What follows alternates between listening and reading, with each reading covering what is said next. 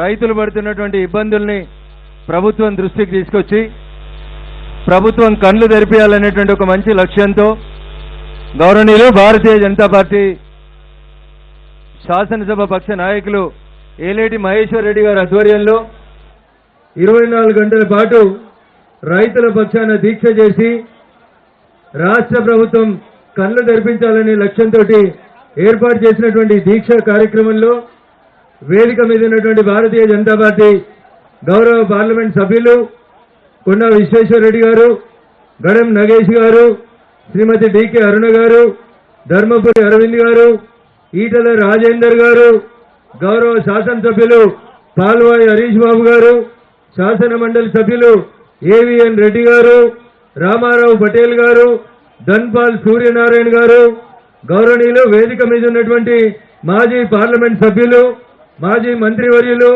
మాజీ ఎమ్మెల్యేలు, మాజీ ఎమ్మెల్సీలు, మాజీ జెడ్పీ చైర్మన్లు, గౌరవ కార్పొరేటర్లు, వివిధ జిల్లాల నుంచి ఇక్కడికి విచ్చేసినటువంటి భారతీయ జనతా పార్టీ జిల్లా అధ్యక్షులు, రైతు బాంధవులు, రైతు మిత్రులు, రైతు రాజ్యం రావాలని రైతు శ్రేయస్సు కోసం మహేశ్వర్ రెడ్డి గారు చేపట్టినటువంటి 24 గంటల దీక్ష విజయవంతం కావాలనేటువంటి లక్ష్యంతో అన్ని జిల్లాల నుంచి అన్ని నియోజకవర్గాల నుంచి ఇక్కడికి తరలి వచ్చినటువంటి రైతన్నలకి ప్రింట్ ఎలక్ట్రానిక్ మీడియా మిత్రులందరికీ కూడా పేరు పేరున రైతు దీక్ష పక్షాన శుభాకాంక్షలు అభినందనలు తెలియజేస్తా ఉన్నాను. దయచేసి వేదిక మీద ఉన్నటువంటి పెద్దలు, వేదిక మీద ఉన్నటువంటి కార్యకర్త బంధువులు అర్థం చేసుకోవాల్సింది, ఈ దీక్ష 24 గంటలు కొనసాగుతుంది కాబట్టి దయచేసి దీక్షను దీక్షలాగా కొనసాగించేందుకు వేదిక మీద ఉన్నటువంటి పెద్దలకి సహకరించాల్సిందిగా మీకు అందరికీ కూడా సవినయంగా అప్పీల్ చేస్తా ఉన్నాం. ఎద్దేడ్చిన వ్యవసాయం, రైతు ఏడ్చినటువంటి రాజ్యం బాగుపడదని చెప్పి తెలంగాణ పల్లెటూర్లలో ఒక నానుడి ఉంటుంది. చంద్రశేఖరరావు తెలంగాణ రాష్ట్రం ఏర్పాటైన తర్వాత 10 సంవత్సరాల పాటు అనేక రకాలైనటువంటి హామీలు ఇచ్చి రైతన్నల్ని మోసం చేస్తే వేల సంఖ్య లోపల రైతులు ఆత్మహత్య చేసుకున్నారు. ఇది నిజం, నగ్న సత్యం. కానీ ఏ రోజు కూడా చనిపోయిన ఏ రైతు కుటుంబాన్ని పరామర్శించినటువంటి టీఆర్ఎస్ ఎలియాస్ బీఆర్ఎస్ పార్టీ నాయకులు నిన్నయాల సన్నాయి నొక్కులు నొక్కుతూ ఊర్లో పట్టి తిరుగుతా ఉన్నారు. నేనొకటి ఆనాటి ప్రభుత్వాన్ని ఒక విషయం అడగదలుచుకున్నా, ఈ రోజున్న ప్రభుత్వాన్ని కూడా ఒక మాట అడగదలుచుకున్నా.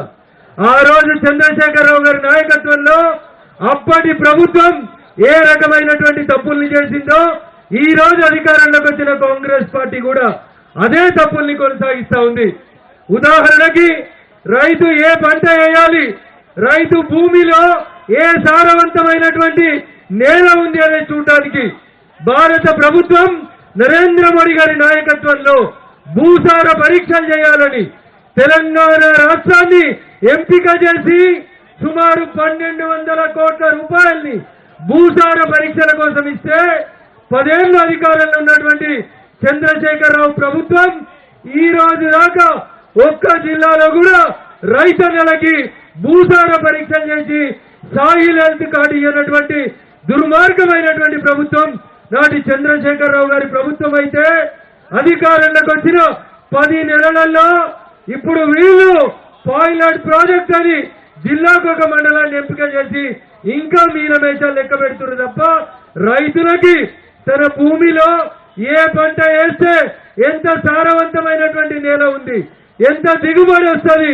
రైతన్న ఆత్మహత్య చేసుకోవద్దంటే ఏ రకమైనటువంటి పంటలు వేయాలనేటువంటి విషయంలో నరేంద్ర మోడీ గారికి ఉన్నటువంటి దూరదృష్టిని గత 11 సంవత్సరాలుగా తెలంగాణ రైతన్నలకు అందకుండా నాడు బీఆర్ఎస్ నేడు కాంగ్రెస్ రెండు కూడా ద్రోహం చేస్తా ఉన్నాయనేటువంటి విషయాన్ని మనం ప్రజలకు తీసుకెళ్లాల్సినటువంటి అవసరం ఉంది. ఇకపోతే రెండో విషయం, రైతన్న పంట వేసిన తర్వాత ఎక్కడన్నా పంట నష్టపోయి రైతుకు నష్టం జరగకూడదని ఫసల్ బీమా యోజన పేరిట నరేంద్ర మోడీ గారు ముందు చూపుతోటి రైతన్నల్ని దృష్టిలో పెట్టుకొని దేశవ్యాప్తంగా ఫసల్ బీమా పథకాన్ని తీసుకొస్తే ఎక్కడ మోడీ గారికి పేరు వస్తుందో అని గత ప్రభుత్వం 10 ఏళ్లు అమలు చేయలేదు. ఫసల్ బీమాని తెలంగాణలో ఆచరణలోకి తీసుకురాంది తెలంగాణలో చంద్రశేఖరరావు గారు అయితే అదే బాటలో రేవంత్ రెడ్డి గారు కూడా నడుస్తా ఉన్నారు. కాబట్టి నాటి టిఆర్ఎస్ పార్టీ 10 సంవత్సరాల్లో ఎంత బదనామైందో 10 నెలలలో రేవంత్ నాయకత్వంలో కాంగ్రెస్ పార్టీ కూడా అంతే బదనామైంది.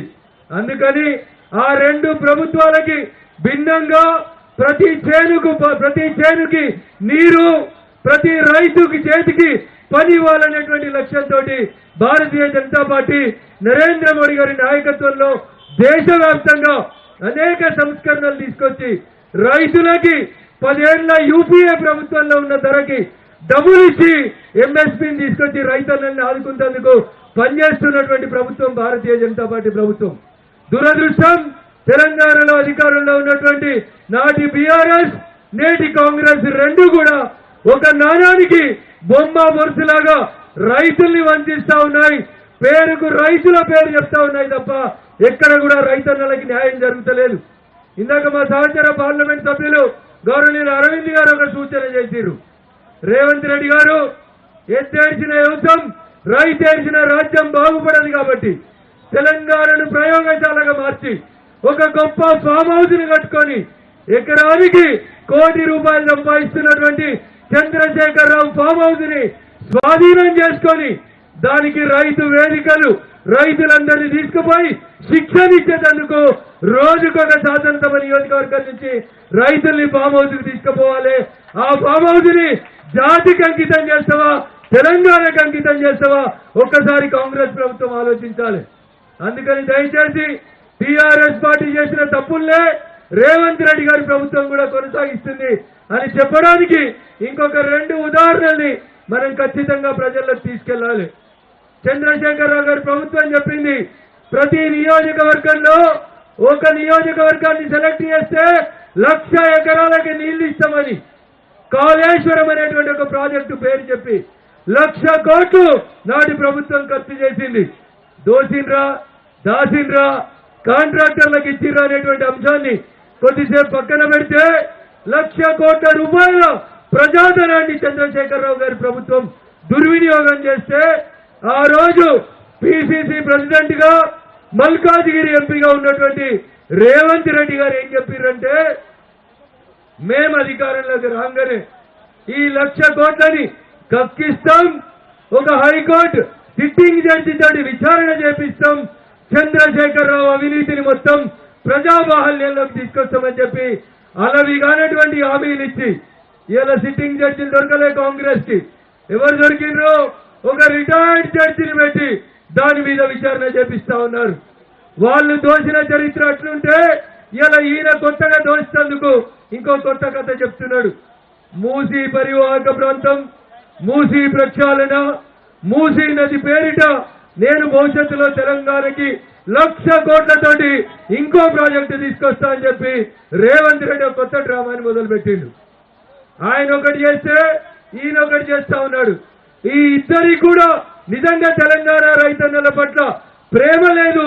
కేవలం భారతీయ జనతా పార్టీ నరేంద్ర మోడీ గారి నాయకత్వంలోనే రైతన్నల కోసం ఆలోచిస్తున్నామనేది మీరు ఒకసారి అర్థం చేసుకోవాలని చెప్పి ఈ సందర్భంగా నేను మీకు అందరికీ కూడా సవినయంగా తెలియజేస్తూ, ఈ దీక్ష తర్వాత ప్రతి గ్రామ పంచాయతీ కాడ, ప్రతి చావిడి దగ్గర ఈడ మనకు తెలిసిన విషయాలన్నీ కూడా ప్రజాబాహల్యంలోకి తీసుకెళ్లి రైతన్నల్ని చైతన్యవంతం చేయాలి.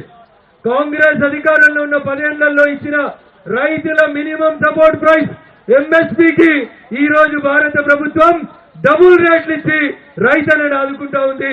కానీ కాంగ్రెస్ పార్టీ వరంగల్ డిక్లరేషన్ పేరిట కాంగ్రెస్ మేనిఫెస్టో పేజీ నెంబర్ 6లో రాసినట్టు ప్రతి రైతుకి ఓట్లకి క్వింటాల్కి 500 రూపాయలు ఇస్తామని మేనిఫెస్టో వరంగల్ రైతు డిక్లరేషన్ లో చెప్పి ఇవాళ బోనస్ పేరిట ఇస్తాన్న 500ని ఎట్లా ఎగ్గొడదామని చెప్పి దొడ్డట్లకి ఇయ్యం, సన్నట్లకి ఇస్తాం అని ఇట్లా కొత్త రకమైనటువంటి సన్నాయి నొక్కులు నొక్కుతుంది కాంగ్రెస్ పార్టీ. కానీ భారత ప్రభుత్వం నరేంద్ర మోడీ గారి నాయకత్వంలో రైతన్నకి ఎంఎస్పీని డబుల్ చేయడమే కాకుండా రైతుల ఎరువుల ధరలు ఎంత పెరిగినా గానీ సబ్సిడీ మీద ఇచ్చి రైతు వ్యవసాయం చేసుకునేందుకు నరేంద్ర మోడీ గారి ప్రభుత్వం సహకరిస్తా ఉంది. పీఎం కిసాన్ సమ్మాన్ నిధి పేరిట అర్హులైనటువంటి రైతులందరికీ కూడా ప్రతి ఏటా డబ్బులు ఇచ్చి వ్యవసాయానికి చేయూతనందించేటువంటి నాయకత్వం దూరదృష్టి కలిగినటువంటి నాయకుడు నరేంద్ర మోడీ గారు అయితే ఓట్ల కోసం అలవిగాని హామీలు జూటా హామీలు ఇచ్చి జుమ్లా చేసేటువంటి పార్టీ ఏదైనా ఉందంటే అది కాంగ్రెస్ పార్టీ తప్ప ఇంకొకటి కాదు. కాంగ్రెస్ అంటేనే 421 జనాలు నమ్మాల్సినటువంటి పరిస్థితిని 10 నెలలలో కాంగ్రెస్ పార్టీ తీసుకొచ్చింది. అందుకని దయించి రైతన్నలారా ఆలోచించుండ్రి.